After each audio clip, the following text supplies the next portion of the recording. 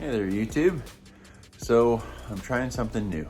I bought this 45 acres and made a food plot, and turns out I got a ton of predators under it. I've got big bobcats and coyotes. So I decided I was gonna buy some traps and see if I couldn't trap them. I've never done this before, so this is all new to me. So I did a bunch of research and found out that new traps, you got to put in muric acid and hot water and get all the oil and stuff off of them. And then you have to basically just hot tap water and muric acid. And then deneutralize it with baking soda, dump it down the drain, or out in your driveway if you got a gravel driveway. And the limestone in your driveway will help neutralize it as well. But then you let them set out overnight and they kind of get a little rust patina to them. And then I got some stuff called Lagerman's trap dye and some wax. And I'm in the process now of dyeing those traps, and I'll show you what that looks like. So here's the dye, and it's just a brown powder.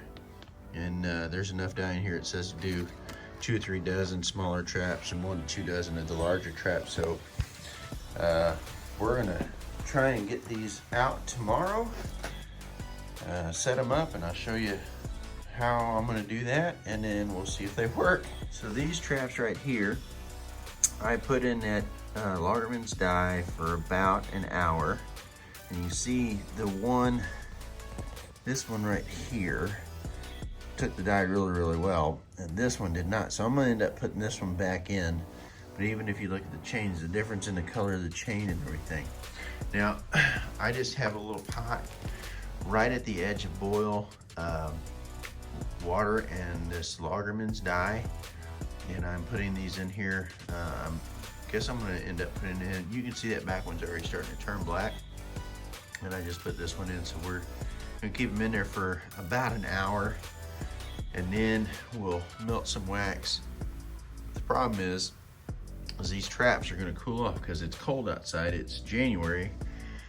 So I'm gonna have to put them in this dye and kind of keep them warm so that whenever I put them in that wax for about 15 seconds, it doesn't harden on there right away. All right, guys, so as you can see, they kind of got lighter every time. They didn't quite take the dye. So I don't know if I did something wrong with the rusting process or what, but I think it's gonna be okay because the season's only like another month long here. So now I'm getting the scent-free wax ready, and I'm gonna dump these in there for about 10 or 15 seconds and pull them out and let them hang up and dry. And then we're gonna set them and see what happens. Okay, guys, so I just wanted to give you a little word of caution here. So sometimes in this anchor, there's still some liquid, and hot wax and water or liquid doesn't get along. So just like if you had a turkey fryer, when you go to put this in there, be slow and deliberate, because if you just wait, like right now, there's no big deal, but I'll bet you it's gonna start popping here in a second. Once that wax gets down in there and finds that liquid, you have to be kind of careful. Remember, hot wax is flammable, so just be careful. If you're not, even if you think they're completely dry, just be careful of that possible moisture that's in there. When that calms down,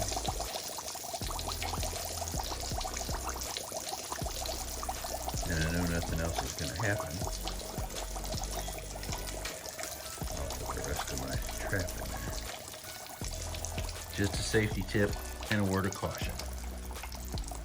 So the hot wax, and then we're putting this in there for about 15 seconds or so just to get it coated. Give it just a little bit here, and then you notice I'm using a wire hanger, just something I can pick it up with and maneuver it with, and I'm not using my hands. My hands are not going to touch these anymore without gloves, so I want to try and keep as much scent off of them as I possibly can. And then next year, these traps should be a little better, might take dye a little bit better. Keep them in there for a second and then take it, grab a hold of it, and hang it up to dry. Go slow, let that stuff drip off of it back in the pan. Careful not to get it in the flame. And then set it up here. Having a screw and a board would have been a lot easier. There we go. Got all 4 traps. I know you see 3, but that one other one's hanging. So we've got 4 traps, and then I'll see if I can't get them out and set up today maybe. If not, I'm gonna do it tomorrow. So one other thing I did, I went to Dollar General and just bought these cheap little aluminum bread pans, or little loaf pans. They're 3 for $1. So that I can save my wax and use it again. I'll end up putting this in Ziploc bags after it hardens, and along with that logwood dye, I'm gonna keep it too. All right, YouTube, so this is my first attempt at setting a metal trap and try and catch a bobcat. Now, I've got a trail camera right here that I've been catching coyotes and bobcats coming down this. You see this road back here behind me, it goes back that direction, and they come from that way quite a bit right through here. So I'm on the south side, and we've actually got a little rain coming, but I'm gonna attempt to make a dirt hole here and see if I can't catch something, because the last couple of days there's been a lot of coyotes and a couple of bobcats walking down this road, so maybe the scent will get them come that way. And I'm gonna try, I've only got, today's the 8th of January. So I don't have much time, a couple of weeks to try and catch these guys. And then season's over. So I'll show you this after I get done. As you can see, I've got an auger right there. It's kind of hard to point at backwards, but I got an auger on a drill bit here. I'm gonna drill out a hole, clean this out, make it look like something, buried something here, and get my trap set. So I'm gonna show you guys something. See, there's those polyfill low loft. I bought this from Walmart. It's like $5 for this bag, and I saw this trick on the YouTubes, which is, so I figured I'd show it to you. But you put this underneath of your pan, and what it'll do is, I'll get a stick. What it'll do is it will help keep the dirt when you go to fill this in from getting underneath it there. I thought, you know what, that's a really neat idea.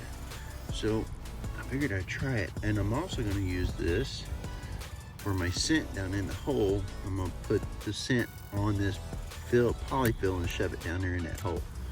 So I thought that was a pretty neat idea. It's soft and it's full of air, so it would be easy to cover, and it shouldn't impede that trap at all when something steps on it. Now I gotta fix this little bit of a rock, but trap set a little bit. And my glove is sitting here. You notice I haven't touched that. I'm trying to go as scent free as I possibly can. But I'm gonna move this over just a little, just slightly to the right of that hole. And I just found out too that my other spots where I'm wanting to put couple more of these traps is, I got a big deer out there right now, so I may have to push that deer out of here. But I'll get back to this. But so far, here's my setup. I've got a long auger bit. You go down in there at about a 45-degree angle and just feel it out, and then you can pull out that loose dirt, which we're going to use to help backfill this hole a little bit. And then so there's the start of my setup. Okay, here's the finished hole setup. So put some sticks around the pan and put stuff in the way in front, hoping that they step right here to investigate what's in that hole. So I took some of this predator bait and put it on that backing, and I shoved that backing down in the hole. And then on this stick, I put some feline fix, Kevin's feline fix. It's made from Bobcat. It's a gland lure. And then on this stick right here is some canine force, also from Kevin's. And then I've got, I sprinkled a little bit of fox urine kind of in a few places around here, like up in here and a little bit over in here. So hopefully somebody will come investigate tonight. We'll come check this tomorrow. Actually, I'm gonna move that trail camera to point right at this hole just to see if I'll know. So wish us luck. Let's see how this works out.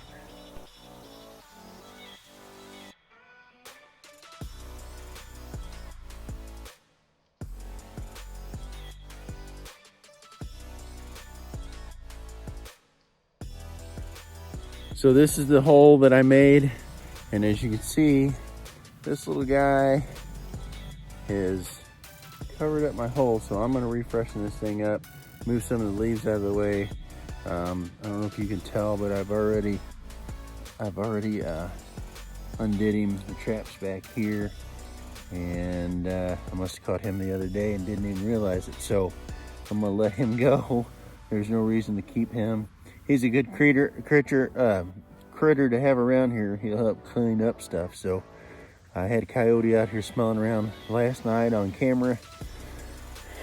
So I'm gonna reset this thing and see if I can't catch him. I'd rather catch him, not that little guy, but hey, that's cool. We caught something. So I'm gonna check my other traps while I'm back here too after I get done freshening this one up. So let's see what happens. At least we got something.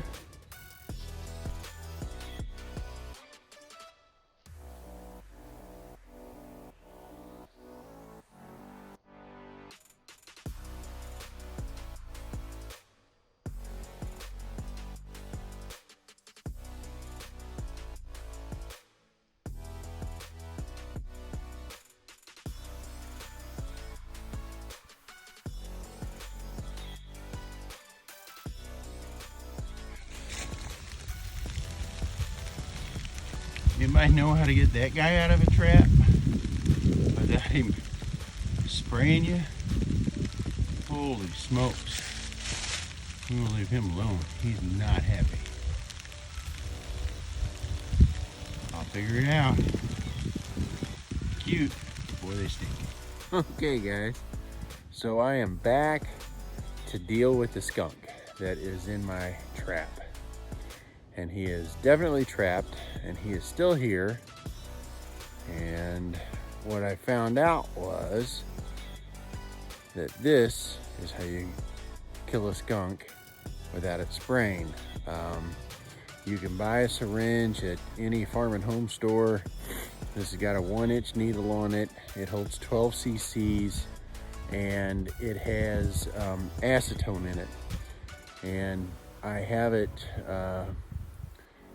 full already, and I have it attached to a broom handle, which kind of makes me a little nervous, I ain't gonna lie. So I'm gonna try and dispatch this skunk and see if we can make it happen without it spraying. So I'll let you know how it goes. I am standing upwind of this thing, so he was laying out here in the snow, and well, I'll show you what he looks like today. So you can see he's tore up my hole where I had my bait and stuff, but there he is, and his back leg is in the trap. So I'm going to see what I can do about dispatching this guy, and if it works, I'll let you know. If it doesn't work, I'll let you know. But I'm going to deal with him instead of messing with this camera. So wish me luck. Well, as you can see, the acetone works. You have to get him in the lungs with it. He did spray a little bit, but it's not so bad that, you know, I'm over here gagging or anything else. It's just, I think he sprayed a little bit because he was nervous and me walking around him and stuff. But 12 cc's of acetone in the lungs have seemed to do the job. So I'm gonna get him off of this trap, or her, whatever it is, and we'll go from there, but I'm gonna finish letting it expire.